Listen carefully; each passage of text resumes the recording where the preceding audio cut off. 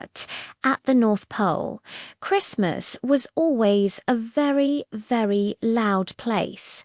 Bells were constantly ringing, jingle jangle jingle.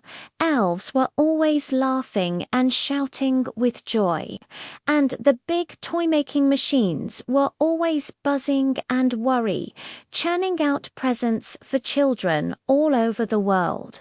It was a wonderful, noisy, happy chaos. But in one quiet corner of the workshop, away from all the hustle and bustle, worked a small elf. His name was Pip. Pip was a very quiet and careful elf. He wasn't on the main assembly line, making the big, flashy toys. Instead, his job was to fix things. He would mend the broken wheels on tiny toy cars, stitch up the torn seams of soft, cuddly dolls, and paint the tiny, intricate details on figurines that most other elves were too busy to even notice. The other elves, full of energy and excitement, would often rush past his little workbench without even a glance.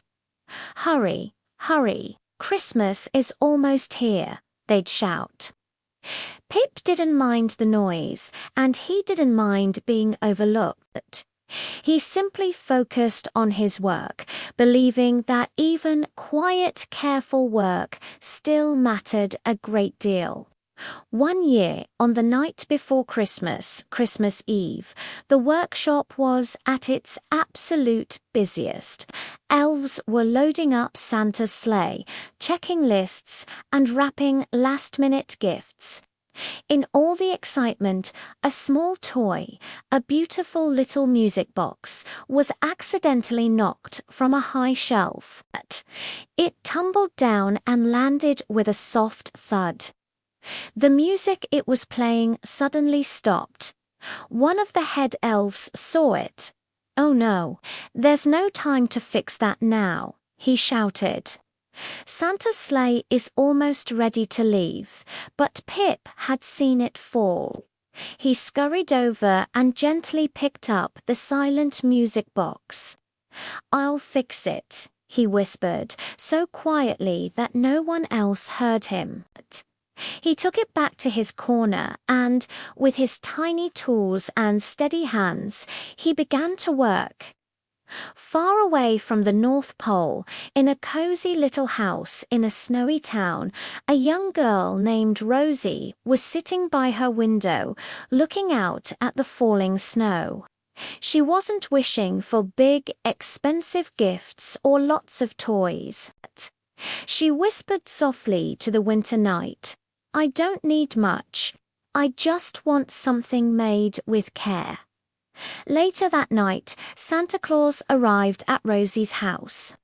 He placed the gifts under the tree, including one very small, specially wrapped box. On Christmas morning, Rosie found it. When she opened it, she discovered the tiny music box. She wound it up, and it played the most beautiful, gentle melody. Tucked inside was a tiny, handwritten note. It read, "Someone fixed this just for you."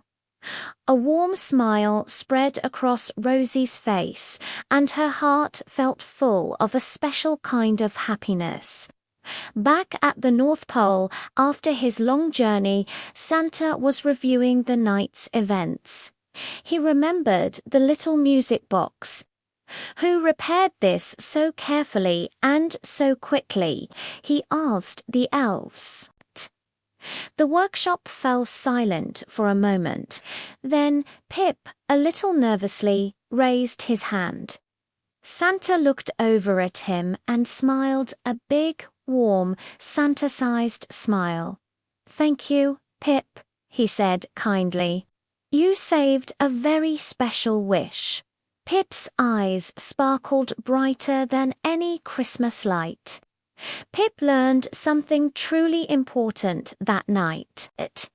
He realized that you, Dan T, need to be the loudest or the busiest to make a difference.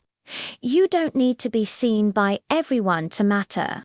Sometimes just quietly helping one single heart is more than enough. And as the snow fell gently outside and the warm lights of the North Pole glowed, Christmas felt peaceful and perfectly complete. If this Christmas story made you smile, we'd be so grateful if you like the video and subscribe to our channel for more gentle stories. And if you have a story idea or a character you'd love to see, please share it in the comments below. We'd be so happy to bring it to life for you. Thank you for listening.